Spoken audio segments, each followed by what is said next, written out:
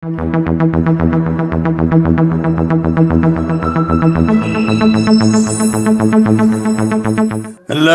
everyone, and welcome to CripChat, our weekly podcast on everything disability. Today, I have with me myself, Evie, and Jonathan, as well as David Cunningham. But Hello. a very special guest with us today, and we'll be talking about medical professions with disabilities. And we have with us Dinesh Palipana. Good day, Dr. Dinesh. Hey, how you How are doing? you? I'm good. I'm All good. good, all good. Thank you, Ibby, and look, welcome everyone, and welcome Dinesh to you. How's your day been so far? Yeah, it's been great. Thanks a lot for having me on. Fantastic. So, can you tell us a bit about yourself and what got you so passionately interested in accident and emergency medicine? Yeah, I was born in Sri Lanka. I moved to Australia when I was 10 years old.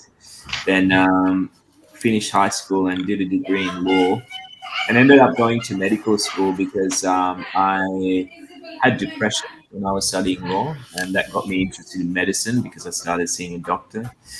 Then I got into medical school, and then halfway through medical school, I had a car accident, and I sustained a spinal cord injury after that. So I lost the use of Wow. my fingers and everything below the chest. Actually, it's the 27th of January now, so it happened on the 31st of January 2010. So it's nearly been Wow. 30 years. Yeah. Mm. And, I developed an interest in working in the emergency department after that.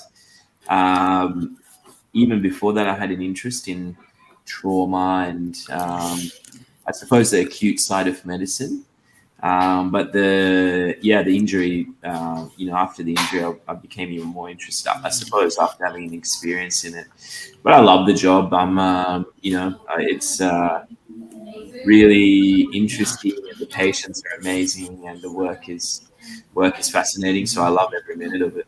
Do you often find it stressful though at work though, Dinesh, in what you do? I mean, is that a challenge for you with the pressure and all that? Our emergency department is the busiest ED in the country. It's a pretty dynamic place to work, and there's a lot happening. But I think that's one of the allures of working in a place like that, just because it's challenging, and I think challenges are rewarding, and I find that a good thing. So I met someone a little while ago who trains elite sports people, and they were telling me Wow. that it's good to challenge yourself, because like a balloon, you stretch and stretch and stretch, and then that's how you become. That's how you grow. So I feel that this is a good thing as well. So um, the more, I guess, pushed you are, and the more challenged I am, I find Yeah. that I more and grow more. So I find it pretty rewarding. So, do you manage on shifts when you're having to like balance your disability needs with being a professional? I mean, do you find that a bit of a struggle at times, Dinesh, or not? Yeah, that's a great question, David. Thank you. So when I came back to medical school, one of my best friends, he said, if you want to make a success out of this, you're going to have to learn to streamline everything, and figure out ways in which you can, I suppose, perform the best.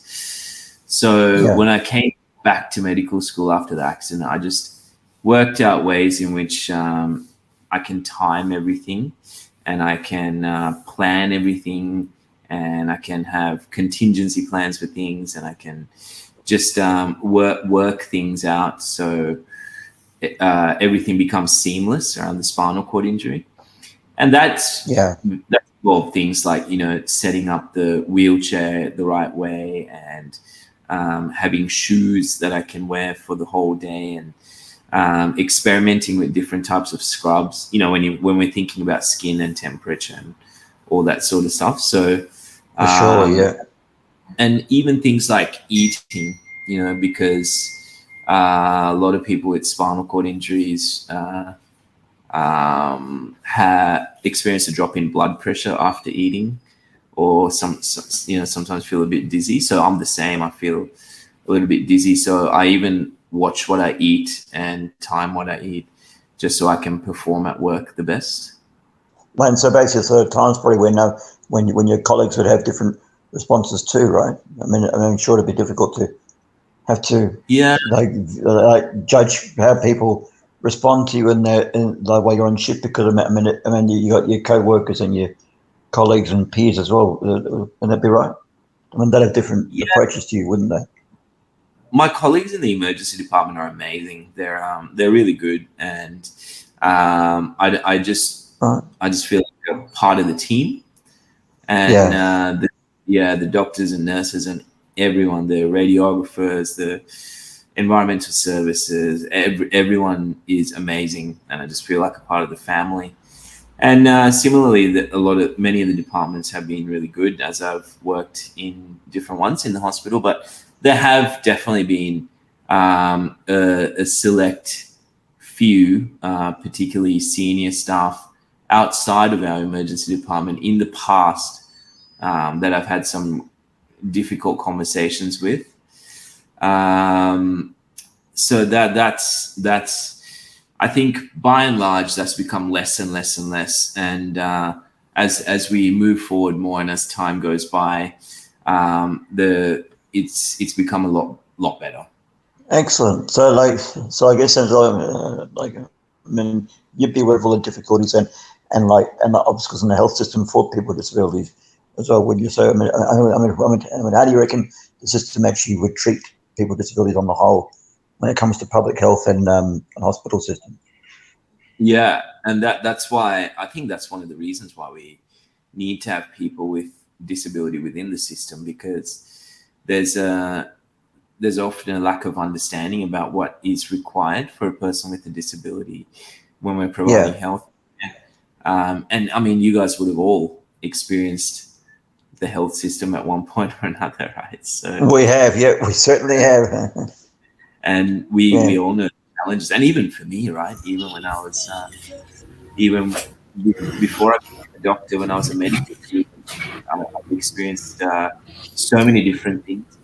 So yeah, I think we've got to do more to make the system better for the many Australians that experience disability, and there's a lot of work to be done still.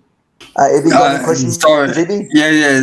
Dinesh, what has been the reaction of patients when they see you on the grounds, delivering service? When I was coming back to medical school, I wondered, and I was actually scared about what patients would think, and I thought, man, would they be okay? Would they? But the interesting thing is, so we're now 7 years down the track after I become a doctor, and not one patient has ever said anything like that, or reacted in an untoward way. They've all been amazing, and they've all been incredible, and I feel very lucky to be a part of their care. So the patients have been really good uniformly. Interesting. That's awesome. Wow. Have you ever faced any discrimination within the system, or any questions about your disability Yeah. or the way, because basically you would have reasonable adjustments in the workplace, wouldn't you? Yeah, so again, I've got to say, the patients, definitely not, never.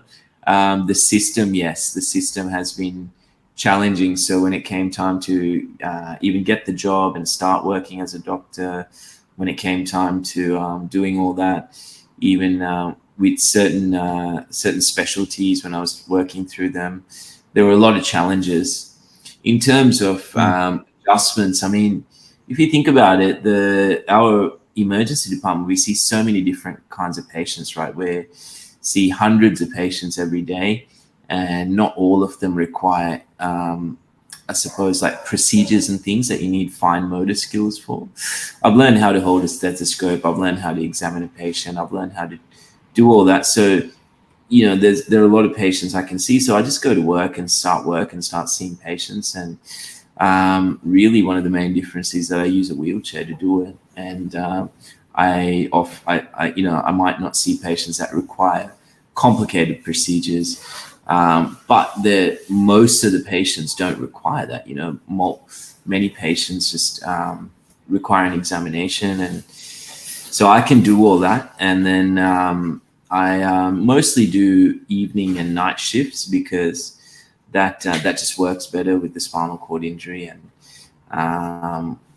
all the logistics around it. So yeah, I think we've figured out so many different ways to make it work and make it a success, and it's been really good. But it wasn't easy starting off in the system, definitely. Wow.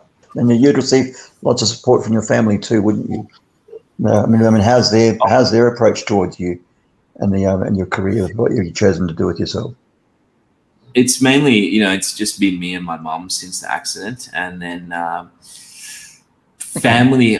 I've learned that family isn't so much about blood and genetics, but family is what you make it. And so it's been me and my mum this whole journey, but we got people that we call family now. So the team around me that support me every single day, and my close friends, their family now. So it's I suppose for all of us, by virtue of my job, it's sometimes an unusual day and an unusual journey. And I think even for most doctors, the people around them don't have a complete picture of what happens in our day-to-day lives at work.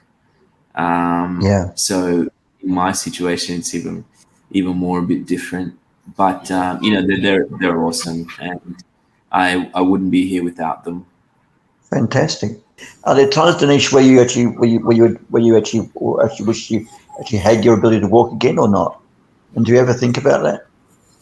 About life pre-disability and now having it? Because many quadriplegics or paraplegics often experience the fact that they actually may miss, they miss what they used to have. Yeah. When the accident first happened, I would have done anything to have my old life back. But today, I just don't think about it. I mean, I love life. I'm happy.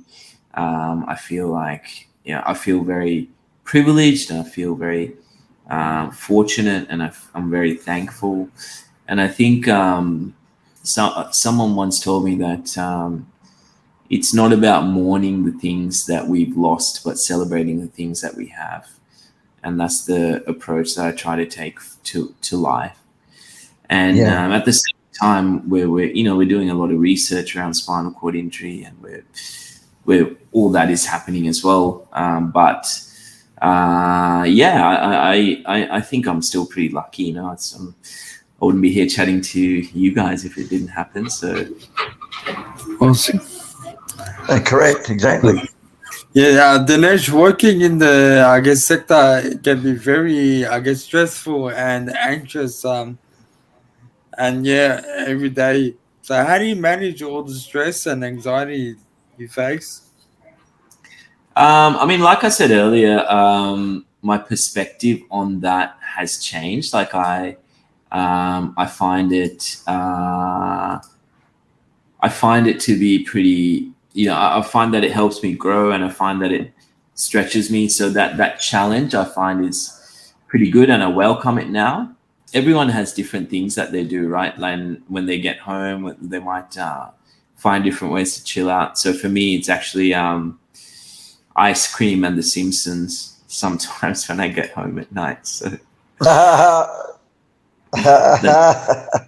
how I chill out a bit after work. So there's no booze then? No booze. No, I actually don't drink. No, not at all.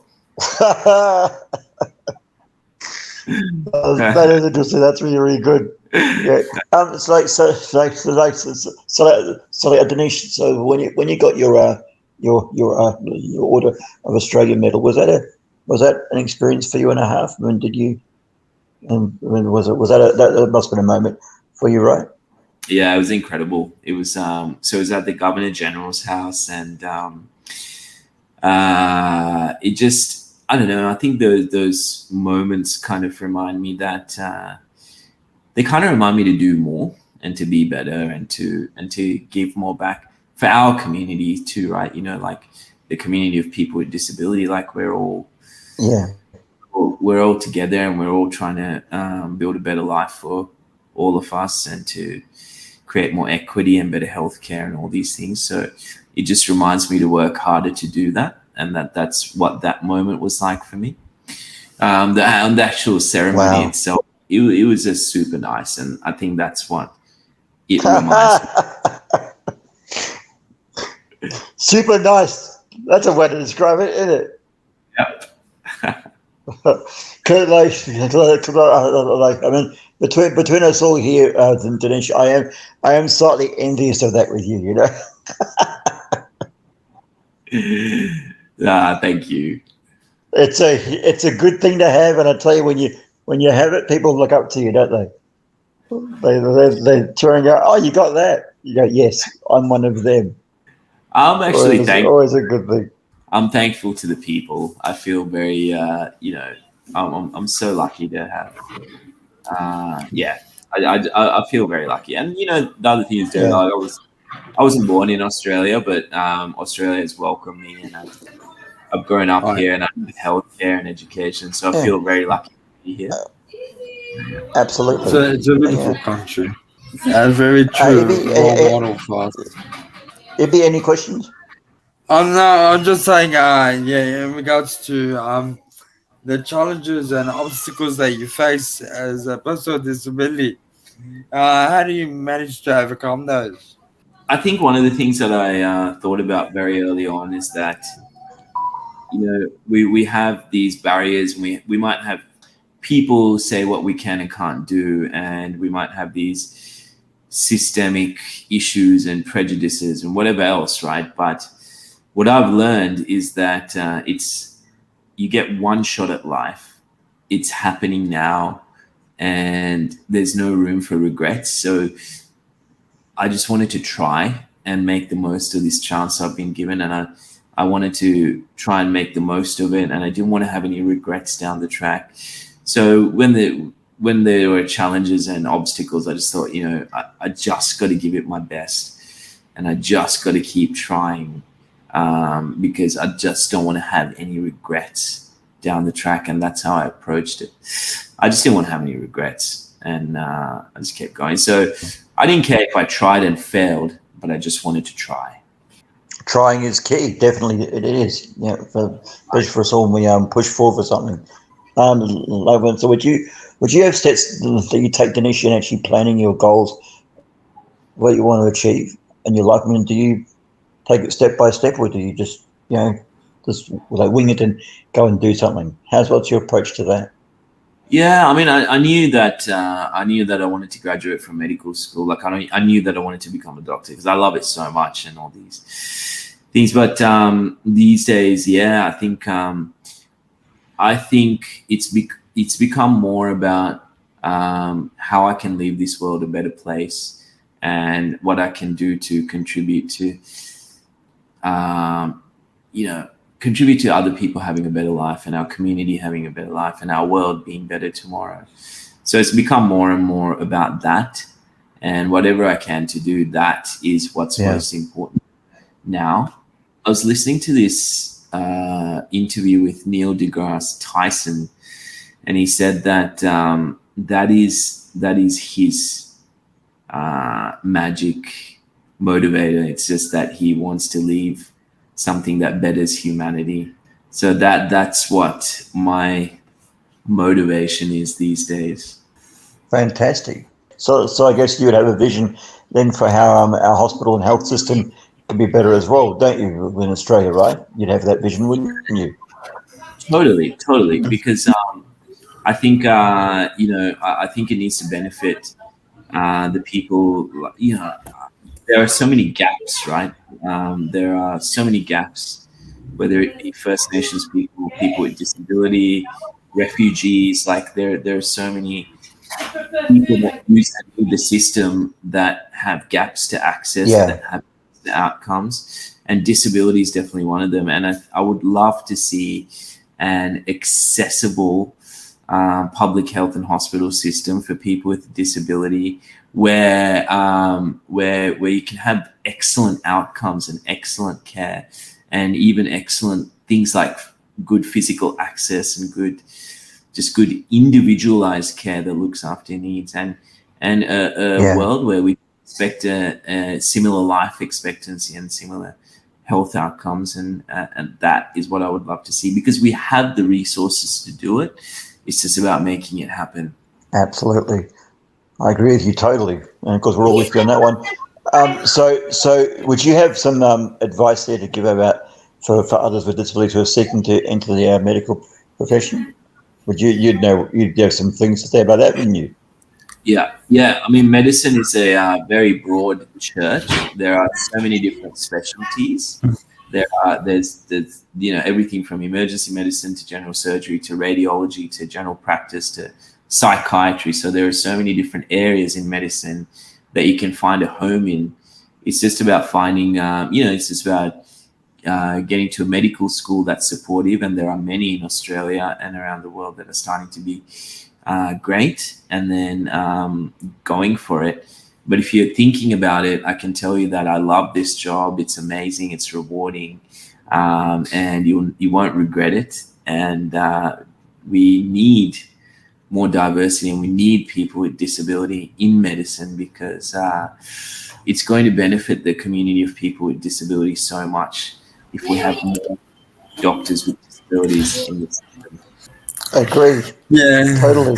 but I guess as well, being a leader in this space is very rewarding, as well as being a great model for people out there for the community, and it's something you look forward to every day. Just getting up and just have that positive mindset. Yeah, I, Positive mindset. Sorry, wouldn't you agree, Dinesh? I feel very lucky, and yes, definitely, yes.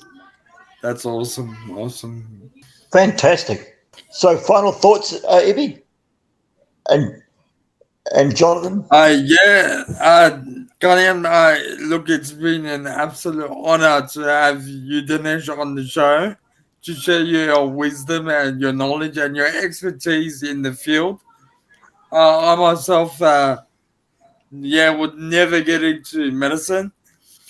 But look, hearing your story, it's such an amazing work that you do, and keep doing what you do best, Dinesh, and be that great leader in your community and a great role model for everyone. Thank you very much, Yeah, Dinesh. Over to Thanks, you, guys. Kanye. yeah, like Dinesh, I feel exactly the same way. You've been a really great guest on the show today, and I tell you, we're very fortunate to have had you. So, thanks so much. You're really great having you on, and just hope you enjoyed your time in CripChat Australia. Yeah, thank you, boys. The honor's all mine, and it's a privilege. Thank you for having me, and thanks for what you're doing.